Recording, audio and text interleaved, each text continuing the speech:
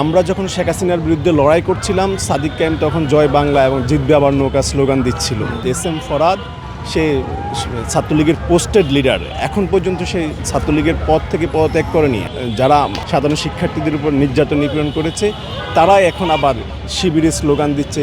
আমরা July August আন্দোলনের পরবর্তী সময়ে এসে দেখি যে আমরা যখন আন্দোলন সংগ্রাম করেছিলাম, দীর্ঘ 15.5 বছর ফ্যাসিবাদ বিরোধী আন্দোলন সংগ্রাম করেছিলাম, তখন আমরা দেখেছি যে আমরাই রাজপথে যেভাবে আমরা আমাদের ব্যানার নিয়ে রাজপথে মিছিল করেছি, আমাদের সাথে অন্যান্য ছাত্র সংগঠন বাম সংগঠনগুলো ছিল, কিন্তু এর বাইরে আমরা কখনো দিন শিবিরে বিশেষ করে 14 সালের পর থেকে আমরা কখনোই শিবিরকে শেখ হাসিনার বিরুদ্ধে কোনো ধরনের মিছিল মিটিং করতে আমরা কোথাও দেখিনি। আমরা দেখেছি শিবির নামে একটা সংগঠন আছে, কিন্তু তাদের কার্যকারিতা, তাদের সভাপতিকে, সেক্রেটারিকে, ঢাকা বিশ্ববিদ্যালয়ে লাস্ট 10 ইয়ার্স আমরা শিবিরের কোনো সভাপতি সেক্রেটারিকে চিনিনি। কিন্তু 5 তারিখ না আসলে আমরা এই যে বর্তমান শিবিরের সভাপতি এবং সেক্রেটারিকে আমরা চিনতে পারতাম না। আমাদের ঢাকা বিশ্ববিদ্যালয়ে কেউ চিনত না। সাদিক কায়েমকে আমরা দেখেছি ছাত্রলীগের সাথে মিছিল করতে, সাদিক কায়েমকে দেখেছি আমরা ছাত্রলীগের স্লোগান দিতে।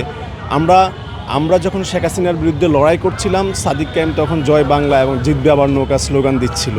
5 আগস্টের পরবর্তী সময়ে এসে দেখে সাদিক কায়েম ঢাকা বিশ্ববিদ্যালয়ের শিবিরের সভাপতি এবং এস এম ফরহাদ সে ছাত্রলীগের পোস্টেড লিডার, এখন পর্যন্ত সেই ছাত্রলীগের পদ থেকে পদত্যাগ করেনি। আপনি ছাত্রলীগ একটা নিষিদ্ধ সংগঠন।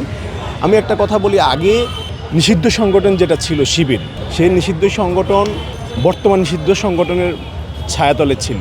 এখন আবার বর্তমান নিষিদ্ধ সংগঠন আগের নিষিদ্ধ সংগঠনের ছায়াতলে চলে এসেছে।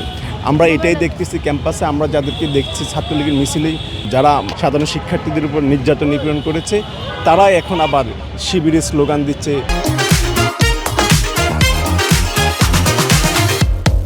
তারা এখন নতুন করে নিজেদেরকে সাধারণ শিক্ষার্থী দাবি করছে, কেউ শিবির দাবি করছে। কিন্তু সাধারণ শিক্ষার্থী যারা দাবি করছে এদের মধ্যেও সাধারণ শিক্ষার্থী শব্দটাকে তারা কলুষিত করছে। অরিজিনাল সাধারণ শিক্ষার্থীরা কখনো নিজেদেরকে রাজনৈতিক কাজে ব্যবহার করে না, কিন্তু কিছু ব্যক্তি সাধারণ শিক্ষার্থী দাবি করে তাদের গুপ্ত রাজনীতির এজেন্ডা বাস্তবায়ন করছে।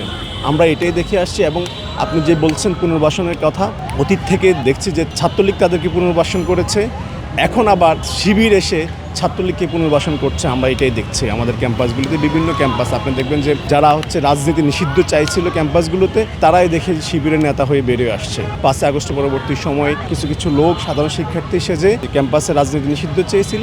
পরবর্তীতে শিবিরের সংক্ষিপ্ত আকার কমিটি প্রকাশিত হওয়ার পরে দেখি যে তারা বিভিন্ন ক্যাম্পাসে শিবিরের সভাপতি সেক্রেটারি বিভিন্ন গুরুত্বপূর্ণ দায়িত্ব পেয়েছেন। এটাকে আমরা বাংলাদেশের রাজনীতির জন্য, ছাত্র রাজনীতির জন্য অশনি সংকেত মনে করছি।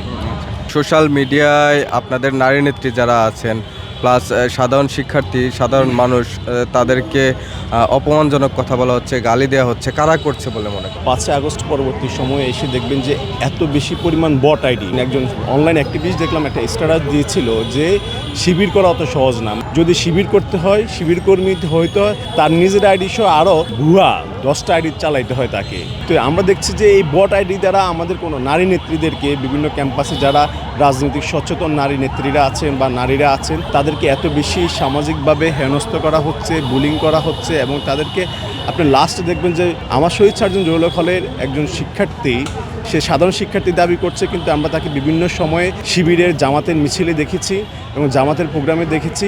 সেই গণধর্ষণের পদযাত্রা দাবি করছে। ডাকসু নিয়ে একটা রিট করেছিল আমাদের এক নারী নেত্রী, যেটা ছাত্র রাজনীতির জন্য খুবই কলঙ্কময় অধ্যায় রচনা করেছে। আমরা এটা ধিক্কার জানাই, তীব্র নিন্দা জানাই। সেদিন তো সংবাদ সম্মেলনে দেখলাম যে দায়টা ছাত্র দলের উপর চাপায় দেওয়ার একটা চেষ্টা করছে। আপনি যে দেখবেন যে জামাত শিবিরের রাজনীতিটাই মিথ্যা রূপে দাঁড়িয়ে আছে।